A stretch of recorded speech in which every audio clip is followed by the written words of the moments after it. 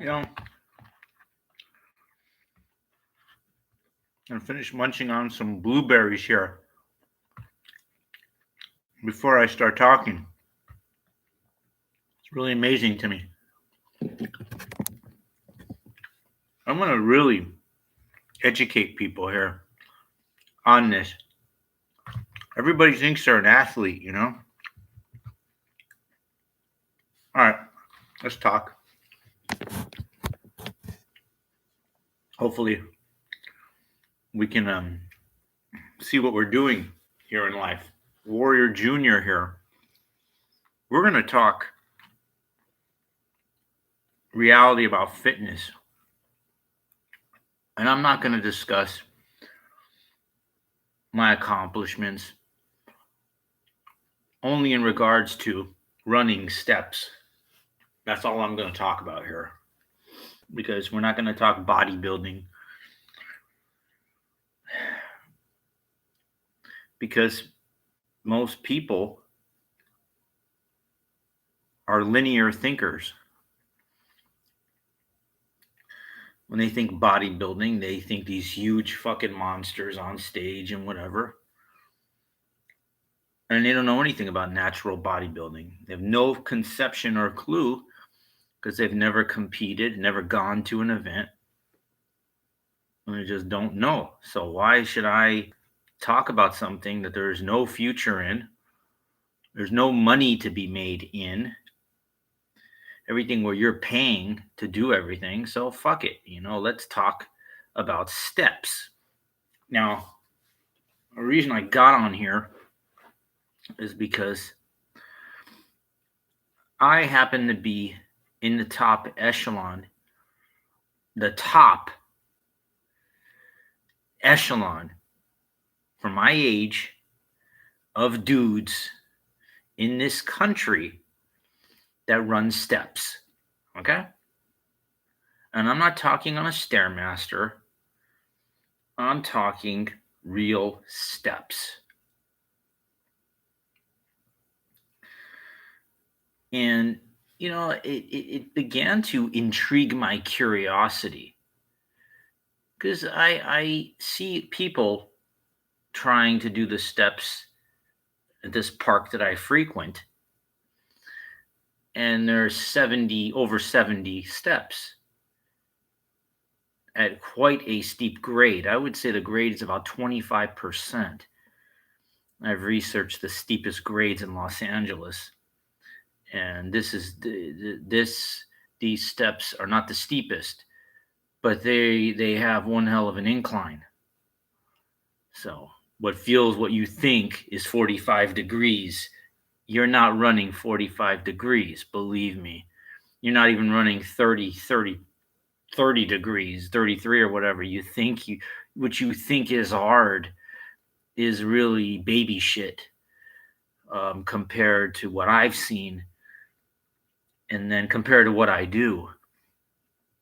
I mean, you guys all have heard of David Goggins, and he is a badass motherfucker, this guy. Okay. I'm not claiming to be able to do what he can.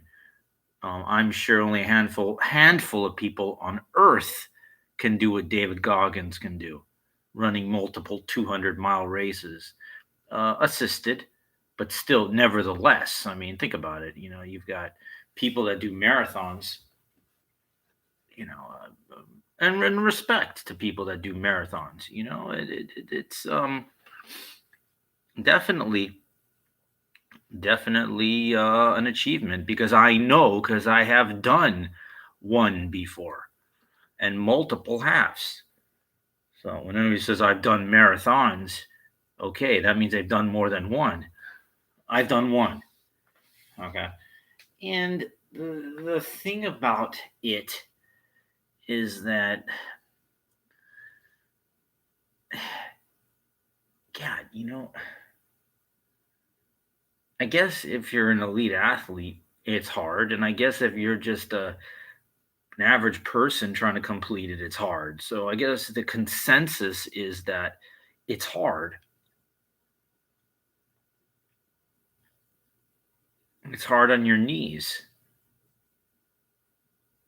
But I found something that was harder, and not harder on your knees, and to me more efficient. When most people you see that aren't in shape really, or trying to get in shape or whatever their shape is, I don't know. Listen, to me being in shape, you're talking.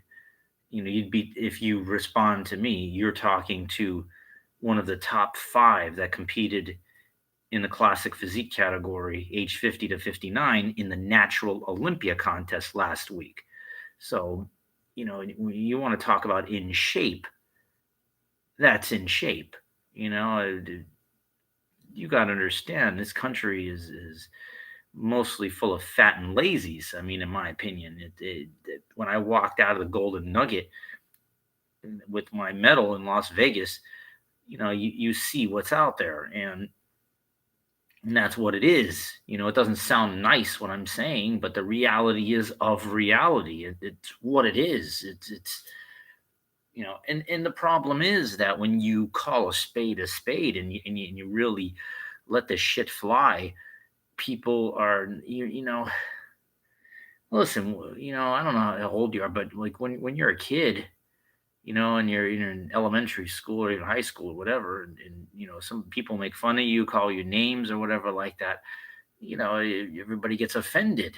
We all have egos, some more fragile than others, and nobody teaches you in school how to deal with these situations. This is not a taught thing, and this is an acquired skill set. I mean, this is something that, well, you learn from your parents how to communicate and how to sticks and stones may break my bones, but names will never hurt me. Like the dumb comeback lines that I remember at my gym. There's a song, this rap song, and it's like this ghetto-ish type rap song where this sounds like a little girl. She goes, "You can knock me down, you can knock me down, but I will get back up again." Like it's a pussy type thing about where it's saying like they're willing to be a victim.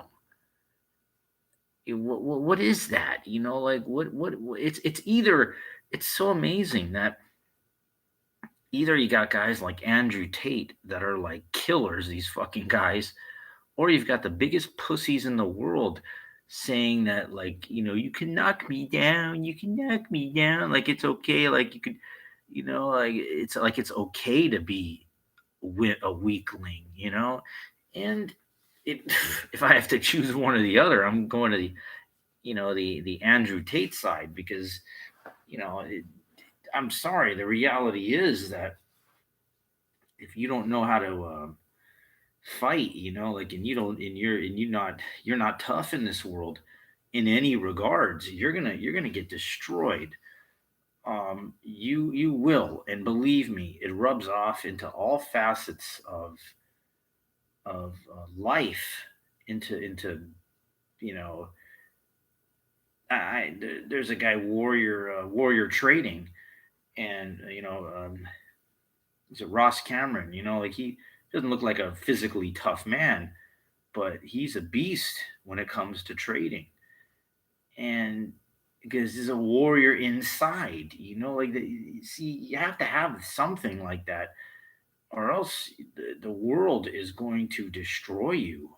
You are going to get pummeled into oblivion, either financially, physically, a combination of both, or just it really is amazing. The people will walk over you, get you out of their way, like a pawn. They will, and you're walking down the sidewalk. If you're, I mean, it really is amazing to me, and you don't. It's the fine line between, like, you don't have to be a bully, through life, but you really have to have bull like mentalities to where, you're not going to allow,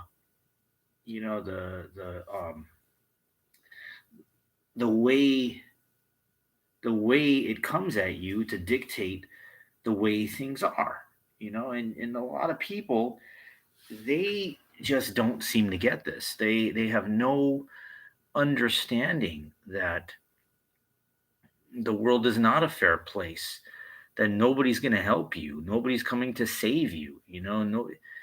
I guess if you're a hot chick or something, like, yeah, but this is not who we're talking to. They are irrelevant to this discussion because they don't matter. What matters is me. What matters is people like me, especially me, number one, and guys that are, most guys, they're it's changed. Let me tell you something. The what I see out there, and this all goes back to the steps. This all goes back to the shit that I did today. 100 steps on this in this park times 70 something. So it's like you're talking well over 14,000 steps within the span of, I don't know, under 2 hours for sure. I time it, an hour and a half, 40 minutes. My fastest is an hour and a half.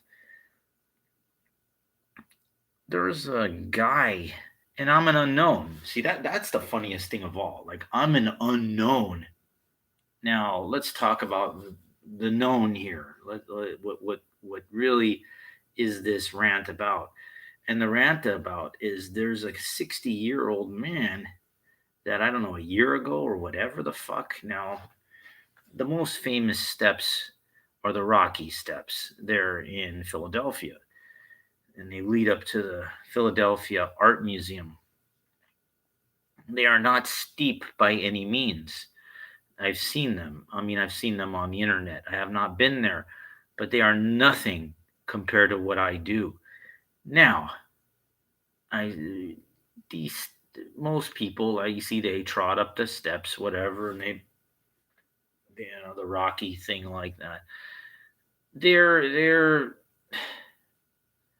something that the average person can do. It's not a tremendous feat.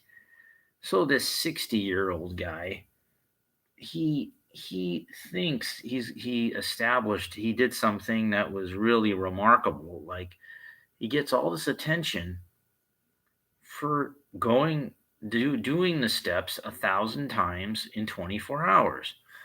Now, let's let let's let me digress on this. I watched the thing what this guy did. Not all 24 hours of it, but I saw the highlights, and I'm because I'm saying to myself, what I'm doing. I'm sorry, like, I'm trying to get good. I'm not hiding here, but it's very difficult to this Google Chromebook is not ideal for recording, but I am trying to make this to where I can be seen. I'm not trying to hide intentionally. It's just this is low resolution. The recording of this. So this guy, he does 1,000 times going up and down the Rocky Steps, and he takes all these breaks in between. Like, he lays down, like at the base of the steps for rest for 20 minutes, whatever. And I sit there, and now I'm reading this, and I'm saying to myself, what he's doing is no big deal. Okay. Now I'm trying to wrap my head around the time frame here. People love these stupid, they got 24 hours, one day. How many steps can he do? 1,000 steps in a 24-hour period? And I just think that's stupid that he can lay down and rest for a half an hour, or an hour or 2 hours, or whatever. He took all the long ass breaks. Like, it wasn't hard. It was not hard. Okay. So, to me, it's an illusion. Really, it's a delusion of illusion that, wow, the guy went up there 1,000 times. Now, I can look at my training logs, And what I did steps that are way harder, way harder. 18 days in a row, over 100 every time, at least 100 every fucking time, timed it, everything. So out of those 18 days, you can choose 10 in a row, you can choose 10, then the next, you can skip one if you want, whatever. I can show and then add up the time, right? Because I have the times all logged, 2 hours, 1 hour. I can beat his time. So let me ask you something. What's the fucking difference between me doing the 1,000 steps that are way harder, steeper incline, and more steps, by the way, and then it being broken down into the span of 2 weeks with 1 hour timed, here and there, whatever. I destroyed his thing that he did. Destroyed it. And I know what I know what the argument is going to be. The argument's going to be, well, he did it all in 24 hours. Who the fuck cares? Who the fuck cares? So basically, what I can do, I can chat. I'm not going to Philadelphia, but the thing is, I can take his fucking 1,000 steps, and what I can do is I can do it all in one fucking shot in the span of 12 hours if I want. But it'd be what I would do here is way, way harder.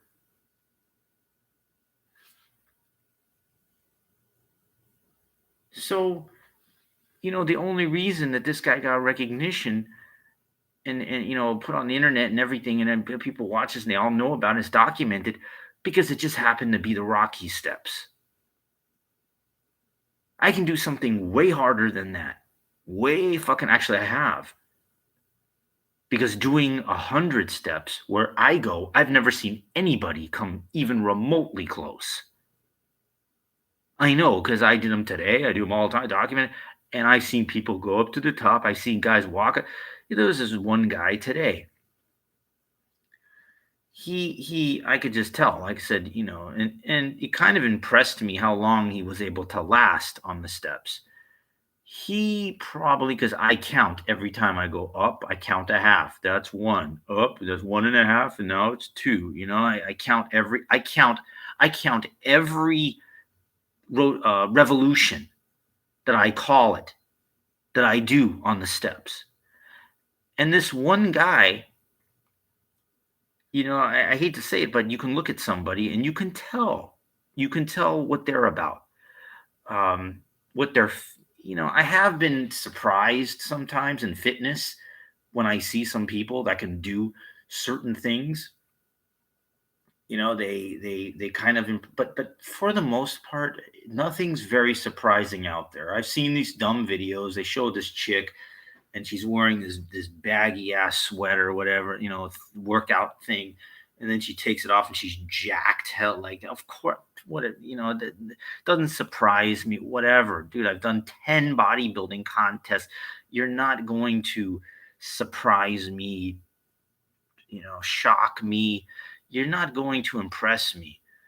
So the thing is, that's the thing is, when you get older and you've been around the circles of this, you're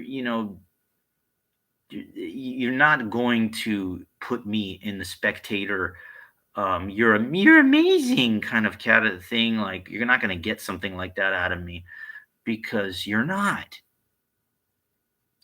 amazing. I'm not amazing. Okay. And the reality is, and it's the reason I'm saying this, I'm using this type of terminology, is because I was doing the steps. I spent quite a bit of time on these fucking steps, and there was an older lady, and I guess I'm supposed to be impressed when you see somebody 75 or 80, whatever, and they're doing the steps too. Not many, but they're doing some, and they, of course, some old lady goes to me, "You're amazing," as I'm fucking doing my work, whatever. And what that did was trigger inside, I don't know what it was, but I do know what it was, but it agitated the living shit out of me. And most people go, well, why would a compliment from somebody upset you? Why would you first off, nobody, I'm going to tell you this, it applies to every human being that will ever listen to this now, in the future, whatever, because this is all archived. Nobody, no one has lived your life but you. Okay? No one. I don't care your parents, if your parents are still alive, if your kids, whatever, they're not you. Your parents are not you. Your kids are not you. Your dog is not you. They might have elements of you in them, of course, from the genetics, but they're not you. They did not live your life, okay? They didn't suffer like you did. If you became, like, let's say you worked your ass off to become financially successful or whatever it is, they didn't do that. They're not you. Okay, maybe they did it in their own way, but they're not you. So what's my point about this? My point is that when that woman said that to me, it sparked a tremendous frustration inside of me. And the reason it did is because when they're old and unattractive, they seem to have all the time in the world and time to talk to you. But when they're young and beautiful, and now I'm not talking about it just in their 20s, I'm talking about as long as they've got what I call currency and value.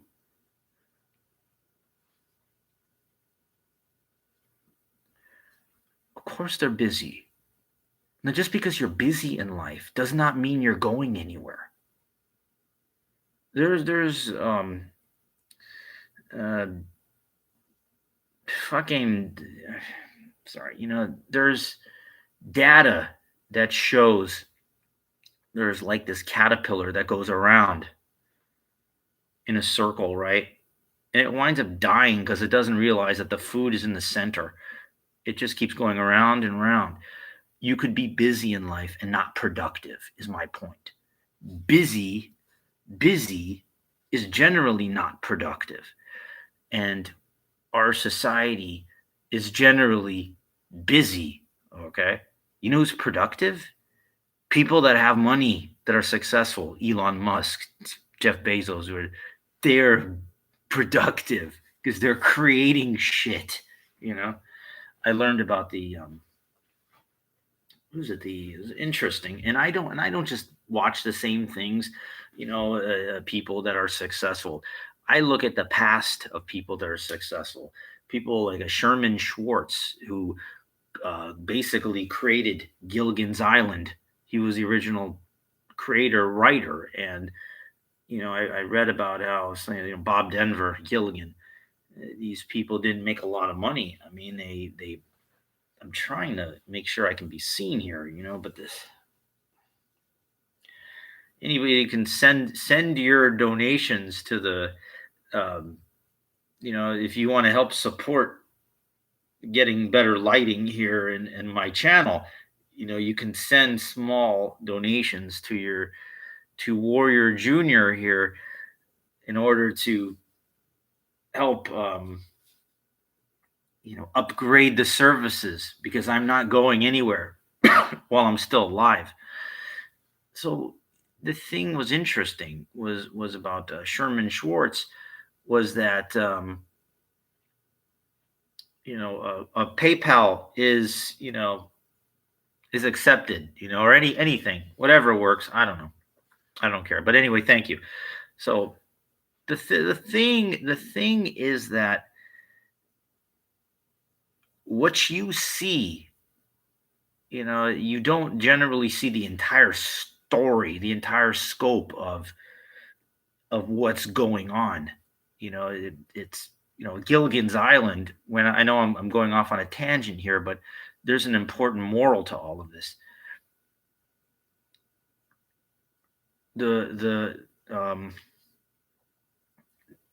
No, just the channel here. I don't know if you can send something here to support the channel. I think there's a way to send something. I don't know, Yeah.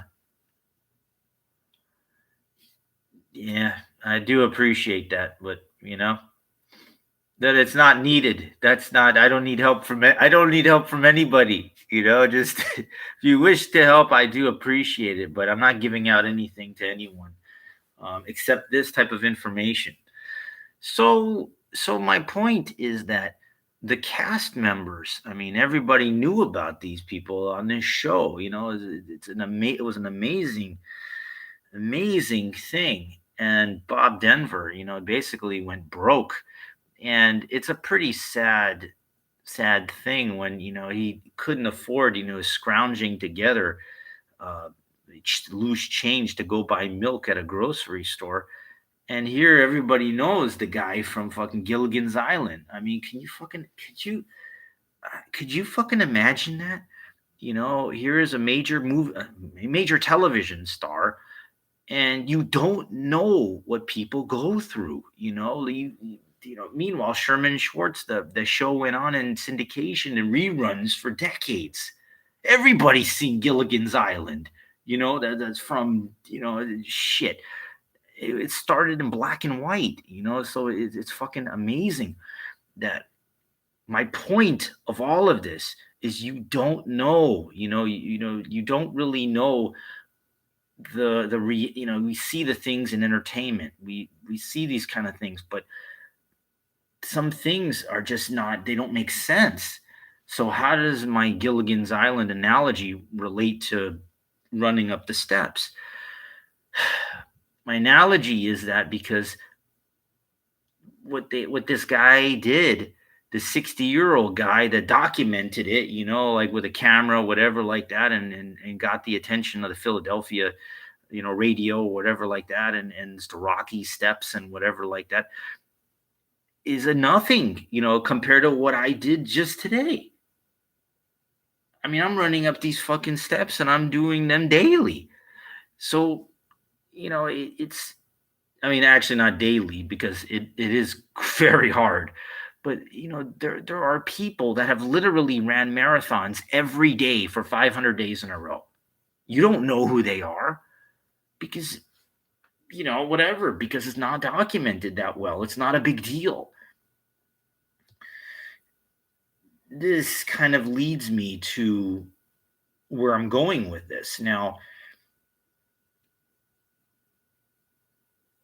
if there is a way to create a brand around this, now we do know, the marathons in every, the Boston Marathon, New York City Marathon, the Los Angeles Marathon. There's marathons every week, but the big ones are the ones that I mentioned. Thousands upon thousands of people attend these things. 25,000, 30,000, more or less, in that range. They all pay to do this. There's a participation medal, for this, and it's real nice, and see the people that promote these events, and of course it's a huge production. That you got to have agreements with the city to close streets are generally on a Sunday. But so this costs a lot of money to do this. Plus, you have to pay an entry fee. So I thought about this. And I thought about people that are running in these races. And then I thought about that they're recorded and it's on television. And people that are the lead, generally the leaders, the people, they're performing for free. They're performing for free. Well, if they win, okay. If you win a major marathon, I know there's a decent stipend here, an award, a car, sponsorship. I'm well aware of all of this, but this is irregardless. What about the people that were in the pack, the top 5 or something that you're being put on television I'm not going to answer a question. But the thing is, you are performing for free. Okay. This ties in to the Gilligan's Eye. See, everything that I talk about ties into each other. Now, the cast of Gilligan's Island did not perform for free, but if you look at how much they got paid for the week, they did under 100 episodes total for the a couple years that it was on, and they made like $800 a week, for the thing. It wasn't huge money even for the time. It was very, very good, but it wasn't huge. So my point is like that now, and we're talking about a show that everybody knows. You're putting people on TV now, and the people that are that have the broadcast rights, they're making money off sponsorship, off of putting on the event, entry fee. See, there's my point is that there's money. They don't put shit on TV for nothing. Oh, the advertising, I forgot about that, commercials and stuff like that. So, this just brings up a very interesting point, a discussion about working for free, being a performer for free now. And I'm sure Major League Baseball players and football players, people there, they know this. They're not stupid. They know. But it's just, when I think about this, it leads me to an idea. Now, now I'm in my early 50s. So that means like in the when I was, in the 80s, whatever, 13 years old. So I'm a kid, you're not now in the 70s, before my time, bowling was a very big deal. It's on television, ABC's Wide World of Sports, which was the predecessor to ESPN. ESPN came about in the late 70s, about 79. And even though ABC's Wide World of Sports was the bar during that time, the that was it. But ESPN slowly would usher in everything, and then Disney, they own everything now. But my point is that ABC's Wide World of Sports on Channel 7 was it. It was the major avenue for sports generally. And bowling was a very, very big deal. Today, not so much. And the question is why? Well, things change. Is what do people still bowl? Aren't there bowling alleys, plenty of them, people on the PBA tour and everything? Yes.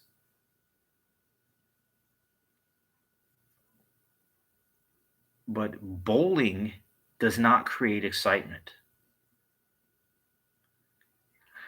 And therefore, it means that people are not going to tune in. The people that are in control of network television are well aware of this, just as running is not a big deal.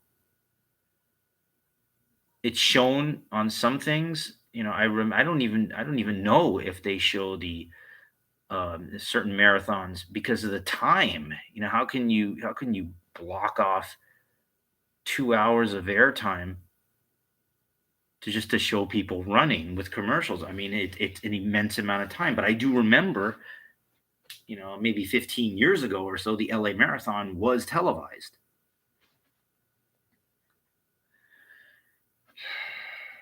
Now, the thing is, there's a very good point. There are new things that have come up that people are getting into, which I could actually hear as I was running the steps today. I do see people playing pickleball every day. Um, that is another thing. I have absolutely no interest in it, but that doesn't mean I negate reality. And if something is popular, depending if it's bankable, marketable, then it could be televised. But still, the question is about excitement, about things around it. Tennis is still very popular. Um, when I was on utilizing an exercise bike in my gym, that's all that they had on were tennis matches and stuff. The world is a big place, as people they train, they come to, they battle from all over the world. It was women's tennis what was being featured, but it still is. And that means there's money behind it. They don't put shit on television for no reason. If it's stupid or not, it doesn't matter. What matters is that there's sponsorship behind it, that there's commercials that pay, and that it makes money. That's all that matters. It's not whether it's a viable, bankable product. I mean as far as like something, it it's just a lot of things. They say that a lot of things have been turned on its axis. They don't make sense. Like when you get older, you're going to be watching things and you're going to be like, well, what is this? This is stupid. But it doesn't matter if it's stupid to me because my opinion is just one. What matters is that if something works for the masses, because it's the people that fucking pay that decide, not just me. I can think a movie, a walk by a fucking. You could tell me an idea for something about a movie that's going to be made, and I'm going to go. Yeah, I wouldn't go see that. Yeah, who gives a fuck about you, me? Like, there's these people that make movies that these executives and stuff, they're not stupid. Okay, they put millions of dollars behind it because they know. Of course, every once in a while there's something that didn't make a, but again, they're not just sitting there rolling the dice and going, well, we hope, we don't know. They think they put nobody. They put a major star in something. They put in somebody that's bankable. They're covering their asses. They know all this shit. I'm not going to discuss this because, again, the thing the thing is that my idea revolved around something that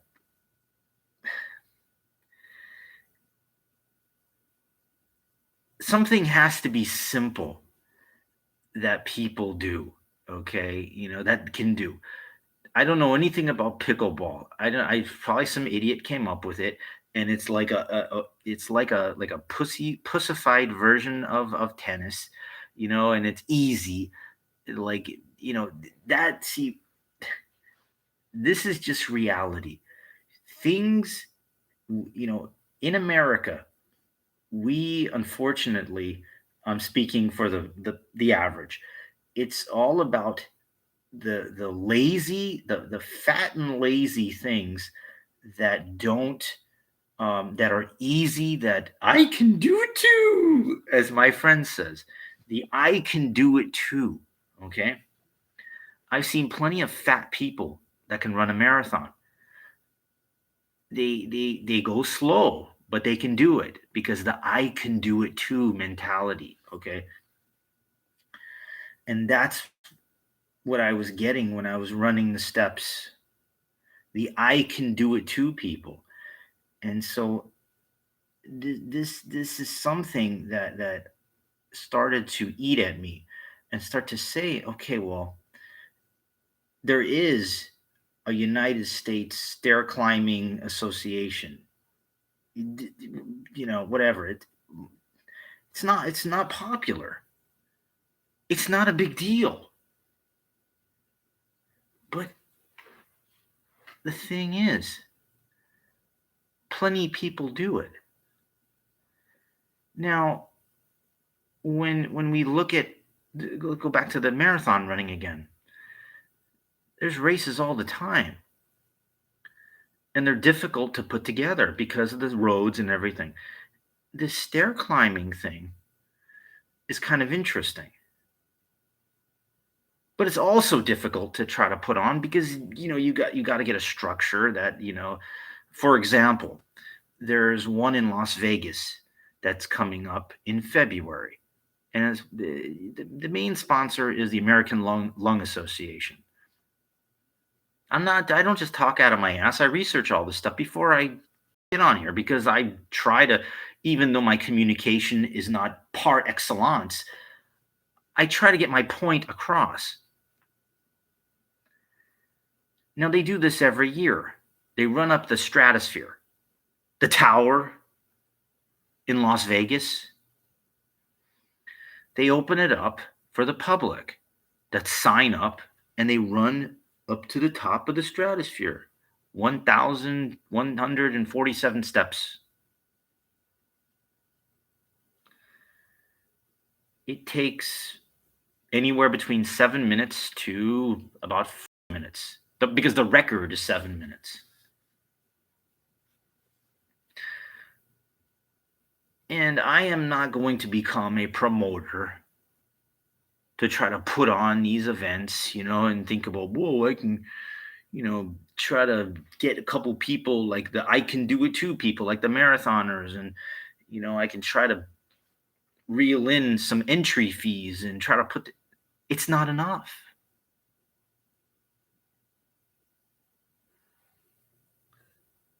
I think,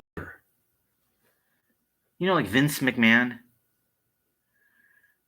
he didn't create he didn't create televised wrestling. What he created was sports entertainment because he thought big.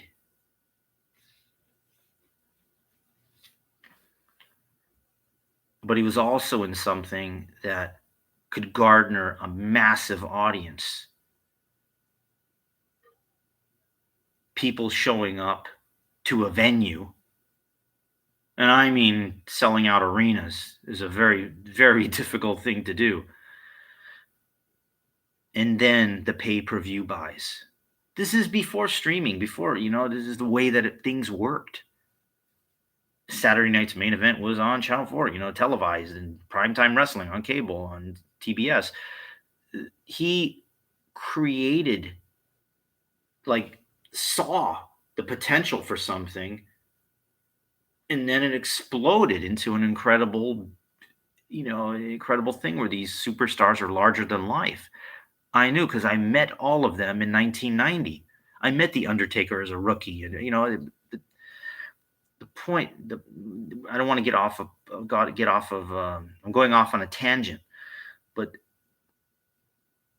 the thing about getting into something in its infancy, and then it being a viable, bankable product. The problem, again, with pickleball and all these things, they all fall under the same thing. It's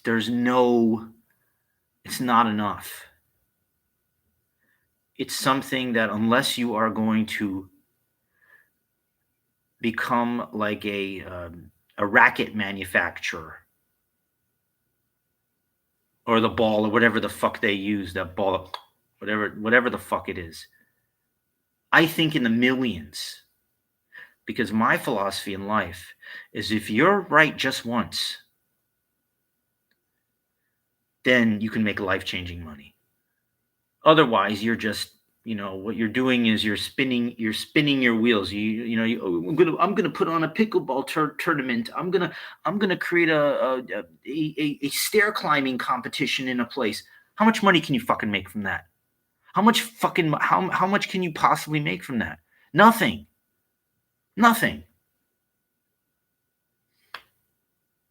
And that's the problem in life, that people think really small. There's a saying that I heard from Steve Harvey. And you know what the saying is? You want to kill a big dream? tell it to a small-minded individual.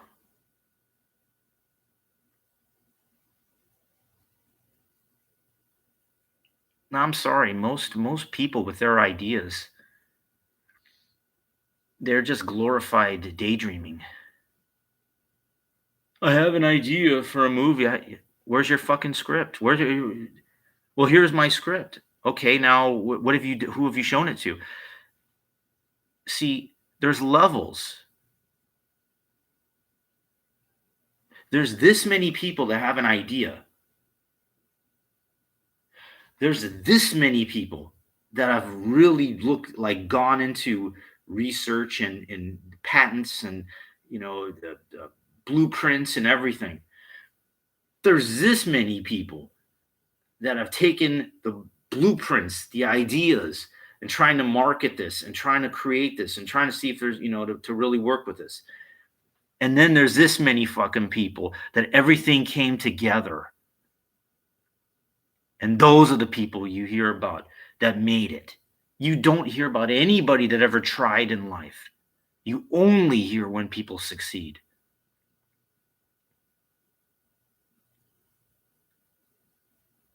Just like you never heard about the guy that did 100 steps, basically 14,000 every day for 18 days in a row.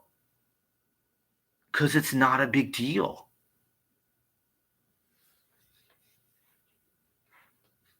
Or you never heard about the guy that competed in the Natural Olympia contest where there's only 5 competitors in the classic physique category, age 50 to 59. Because it's not a big deal.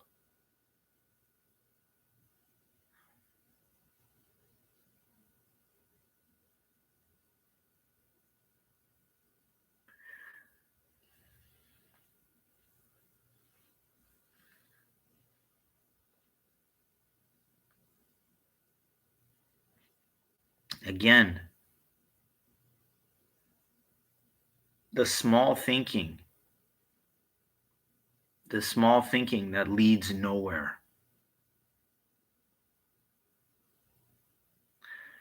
Because a lot of these people that put on these events, they're small thinkers.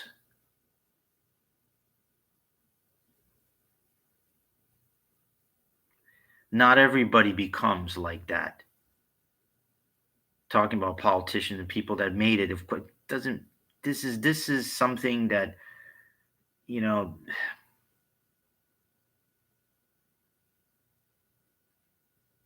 there are very few things. Very, very few things. And it's a coordinated effort. That's the dream, that things are going to blow up like it could be. And I appreciate it. I know. But you know what? It's not that big of a deal. But it's just amazing when I'm on those steps for 2 hours nonstop, what you see. Of course, I'm focusing on what I'm doing, but I'm not a robot. And the thing is, what I see are other fucking people doing a couple. One guy, I could tell.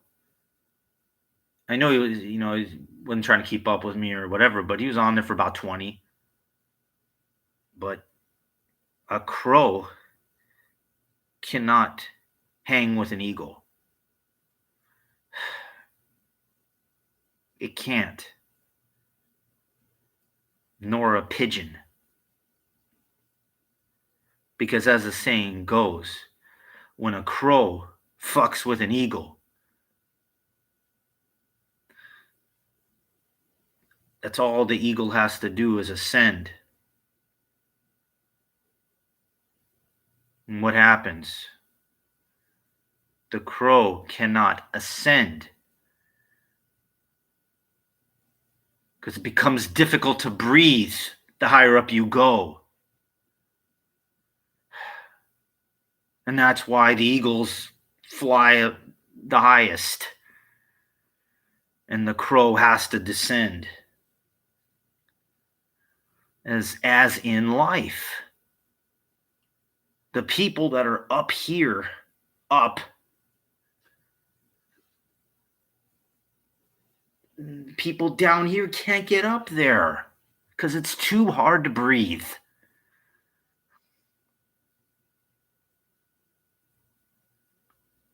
Isn't nature like reality? I mean, I'm sorry.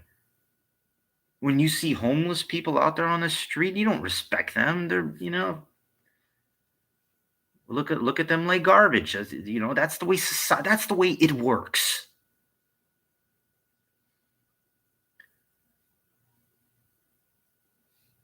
And in society, it's the real world. It's the way things are that you are in like a battle whether you want to or not. And when you go to like when I go to the market, I can't just go in there and go, well, I just ran 100 steps, like I did.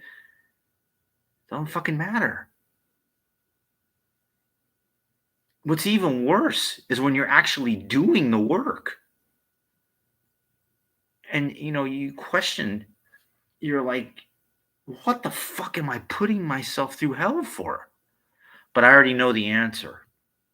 I'm not asking a question. I already know the answer. Because when you do things that's hard, your life will generally be easy. And it is.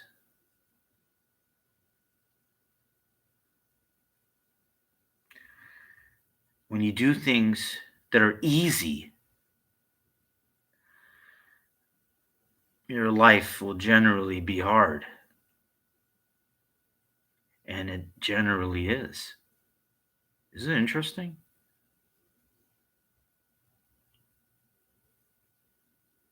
Those things that suck.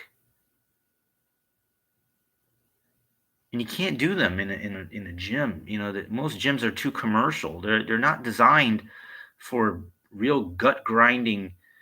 I mean, I'm not saying you can't work your ass off in a gym, but I'm talking about work where there's dude, I'm talking about real fucking fucked up shit. Where there's snot coming out of your nose, where it's fucking spitting, I mean, and then fucking farting, it's sweat coming out. It is not fucking pretty. It is not pretty pushing yourself constantly. And if you look at David Goggins, I mean, that's a excellent example.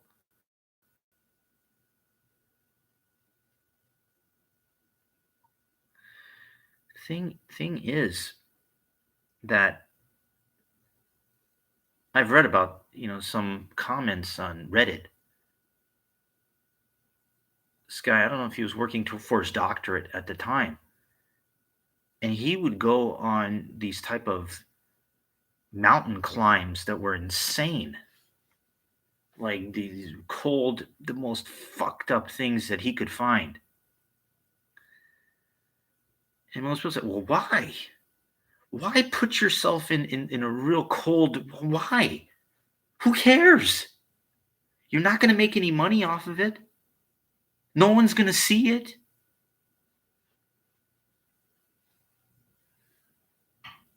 And no one gives a shit. Well, this goes back to what I said earlier. Everything I say generally ties into each other. Because, like I said, no one has lived your life but you. And that person that was going for their doctorate, that person that was going for their doctorate, they say by doing that mountain shit that was really fucking hard, it made everything else relatively easy. Like what I just said, when you do things that are hard, life is generally so that mountain climbing and the fucking freezing and whatever made the doctoral journey like it was nothing. So That's the reason that I do those steps. Because I guess to most people, just going to the gym and exercising is enough for them. But it, the path to become extraordinary is really beyond what most people can fathom. It really is. Because the sacrifice, as I call it, the key word, sacrifice, is one that almost just, people they're just not going to do it. It's too much. This is not like a couple hours here and there and I got a couple hours free time every day. No, dude. LeBron James took time. The kids were on the back burner, dude. Because he knew the cost of greatness. And what if your kids ain't close to you? I don't know what giving up that. I mean, that's what else can you give up? And most people won't. Most people fall in line to a matrix type thinking mentality, and that's the way they know, that's the way they think, that's the way they live. And if there's no money to make in something, if there's nowhere to go with it, like me speaking Yiddish, doesn't matter, dude. There's nowhere to go. There's no money. There's one person that's thank you. Oh, great. Yeah. But it's reality, man.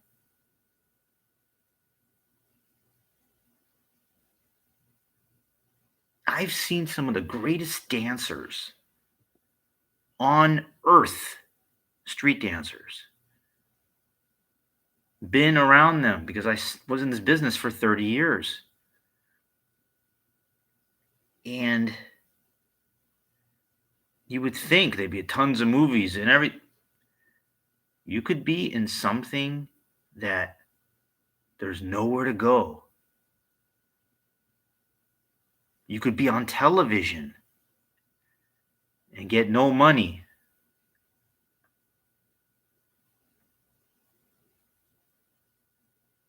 Okay? I know because I've been on 5 TV shows. No money. It's just reality. And I don't think anybody, you kind of have to learn these things, the lessons of life for yourself. I mean, passions and stuff. But society sizes you up based on what you have to offer. Who the fuck are you? The nice things,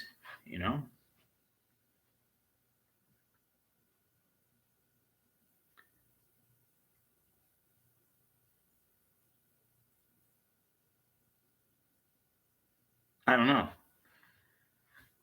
Be going and trying to find out if there's a market for, the stair climbing like there is for the running. But mainly trying to connect with distributors for television rights, something where there's something that could lead to 7 figures, not this small thinking of putting on little events that don't really go anywhere because they don't. Yeah, of course.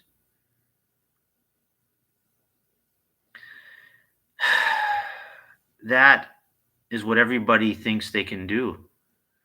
I can do it too. Just put on something to me dancing in it. That ain't shit, dude. Not when you've been on TV shows like So You Think You Can Dance, dude. That's nothing but begging. GoFundMe and Kickstarter, all these things. It's as dead as Yiddish, my friend. It's as dead as Yiddish. I love the optimism, you know. It wouldn't matter if there were 500 people talking in the comments or one, because all of their comments count for nothing. Their suggestions and ideas don't have any value.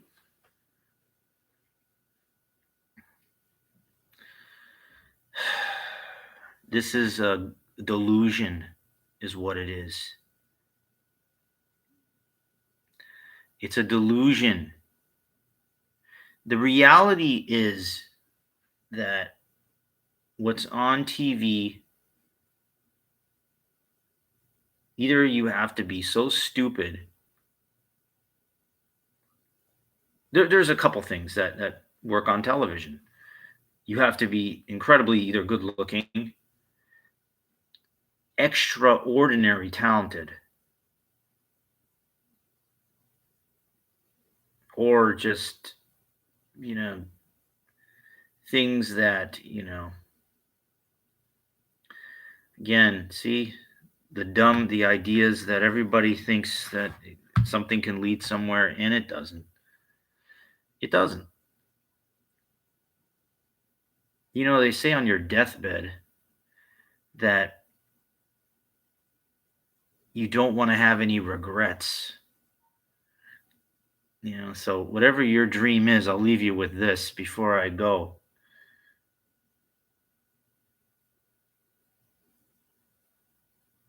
If you didn't try really, and most people don't because it's hard. Only like you have to live with that. You know, and most people don't become really anything. You know, they don't. First off, they don't even try, so it's over before. So here you got people that don't even try.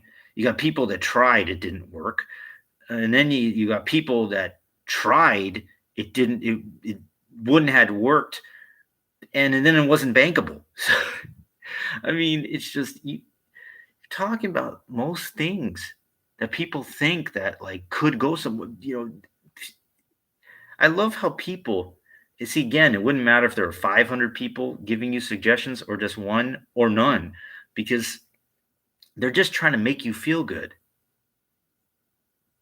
But here's the reality. It's not going to make you feel good because it doesn't fucking matter.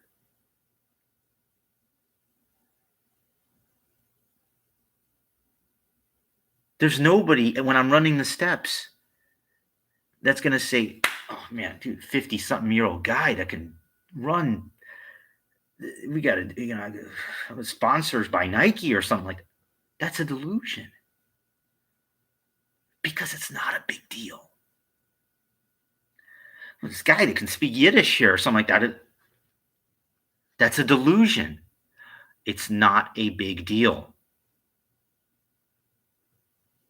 There's like a handful of older Jews and some young Hasids. They don't give a shit. There's no market, dude. This guy that can do popping, locking, old school funk, kind of stuff. It's not a big deal. Maybe in 83 for a brief period of time. Or you go to an 80s club and I start doing my thing. People are like, for a second. I can't tell you how many fist bumps, people come up to. It's not a big deal. Because this is not 1983. And you're not Channing Tatum. Or whatever. Whoever. It doesn't matter. So, it doesn't matter. It doesn't matter. The reality is what matters. And the reality is what I know that these people don't. Because they're trying just to make you feel good. There may be something, There's nothing. There isn't. Because if there was, I would know of it.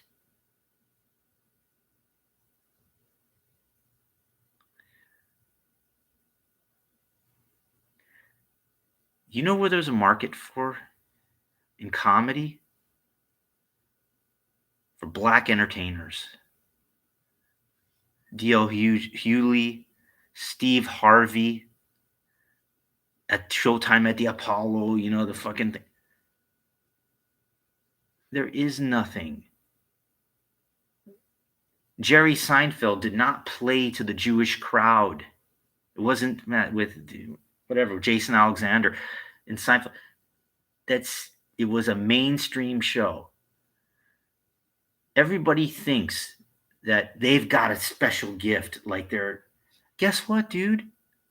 I met Larry David and I pitched my idea for Yiddish comedy, and guess what? He wouldn't even listen to it because there's nothing to go with it. It's not a big fucking deal. The reality is that I don't know. I can't speak, for any of that. But the thing is, what I can do is not a big deal. So stop people thinking they're giving you hope like you're 8 years old or something like that, that it's, yeah, there's something there. There's something there. There's nothing there. And that's one of the reasons I went back to get my doctorate degree. And that's not a big deal either. But it's better to live in reality than fantasy land. And most people living in a fantasy land telling you things that there's something, that there is nothing, dude.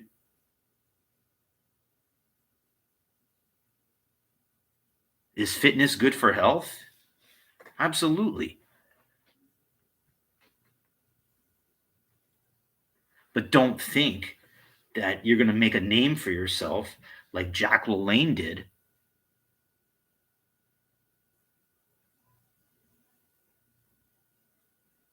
And that's what it is. You got these young fitness influencers. I'm going to listen to somebody half my age. Come on. I got a master's degree in physical education. I take it and fucking, I pull out and smack them in the fucking head with it. But they got a big following, big audience, because they're bankable.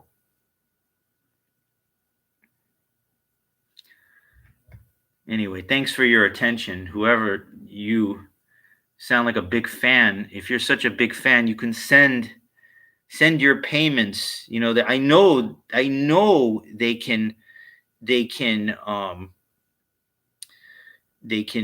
send it somehow. Thank you. My ex-girlfriend is from Houston as well. I usually don't talk to anybody, but I know you've been around for a while, so I give you respect. And you know what? It's yes, us Jewish people are smart and interesting, but we're all individuals. My mom, is not really is half, so I don't believe that. Yeah, Snubstar true. Well, good for you. Good for you. I'm not gonna knock your dreams, man, but no, I'm not gonna give you anything from me, my address or anything. But they have ways you can send like something. I don't know how, but I wish you the best, man. But it sounds like I'm a naysayer. I know I come off like that, but the reality is that I think that as you get older, which you will get, I don't know how old you are, but I'm in my 50s already, and it is something that the more down to earth you are as far as living in reality, I'm not saying give up on dreams, but there is a fine line. There is definitely a fine line between being delusional, and you only get so much time, on this earth. And you could I generally don't hang around anybody. I have a couple friends, but I choose to be on my own, because when you're on your own, you can think. And if you don't watch television and you don't waste time, I'm not perfect, but in order to create the absolute best version of yourself, you have to be willing to sacrifice. And that sacrifice is the key word. I don't think a lot of people willing to sacrifice things in order to give up something in order to get something. I mean that's really a difficult thing to do.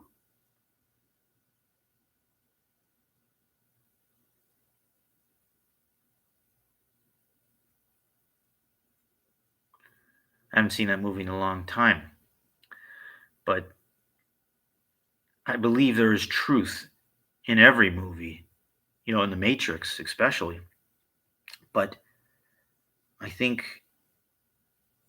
when you try to explain this, you can't teach a gorilla calculus.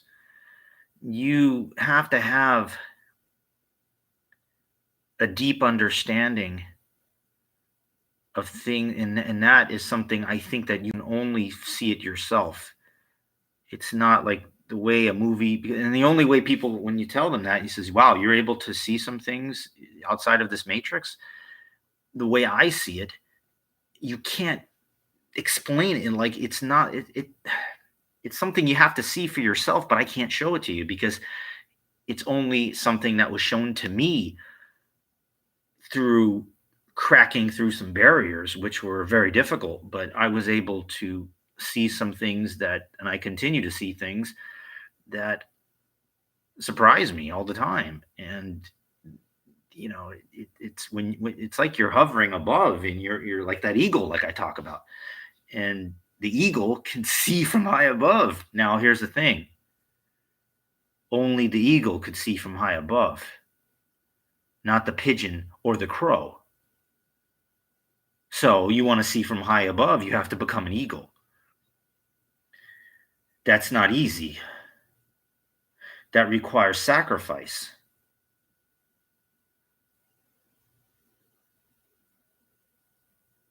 You're wrong. It's your perception. Was.